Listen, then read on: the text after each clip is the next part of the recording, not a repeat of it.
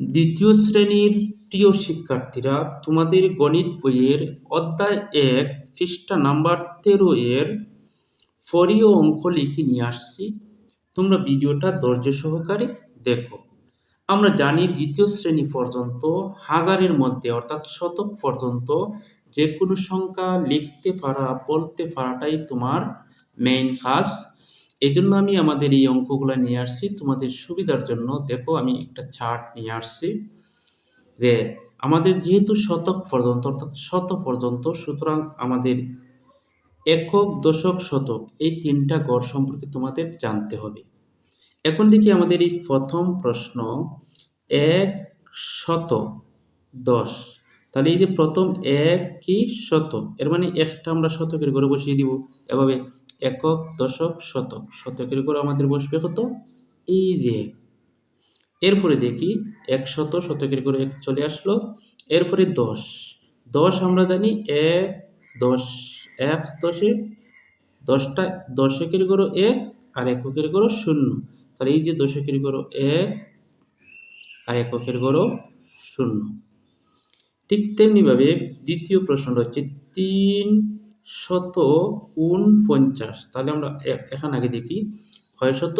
৩০০। এর মানে শতকের ঘরে হচ্ছে ৩৪৯। আমরা জানি ৪ × ১০ = ৪৯। ৪৯ হচ্ছে ৪ × ১০ = ৯, অর্থাৎ দশকের ঘরে হবে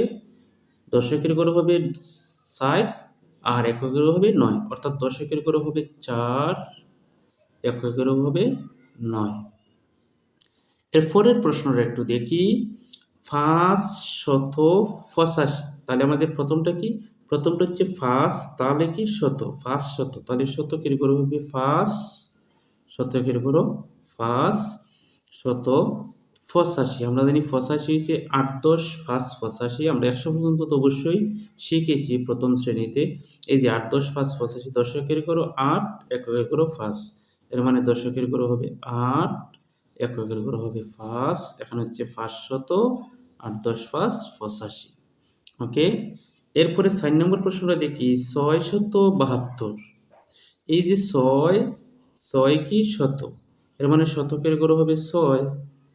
আর ৭২ হচ্ছে ৭, ১০, ২, ৭২। এই দেখুন ৭, ১০, ২, ৭২। দশকের ঘরে ৭, দশকের ঘরে ৭, এককের ঘরে ২।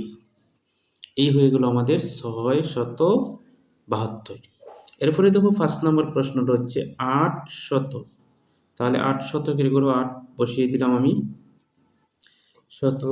৫০, আমরা জানি ৫০ হয় ৫ দশে ৫০, দশকের ঘরে ৫ আর এককের ঘরে ০। এখন দেখো সর্বশেষ অঙ্কটা ৯০০। এর মানে শতকের ঘরে হবে ৯ আর ৯০৮। ৮ যেহেতু ৮ শুধুমাত্র ৮টা হচ্ছে এককের ঘর, আর বাকি যে একটা দশকের ঘর রয়ে গেল, যেহেতু দশকের ঘরে কোনো সংখ্যা নাই, সুতরাং এটা ০। আশা করি বুঝতে পেরেছ। এভাবে আমরা যে কোনো অঙ্ক যদি অর্থাৎ ১ থেকে ১০০০-এর মধ্যে যে কোনো একটা সংখ্যা লিখতে পারা বা বলতে পারাটাই হচ্ছে আমাদের দ্বিতীয় শ্রেণীর শিখন মূল্যায়ন। ধন্যবাদ সবাইকে।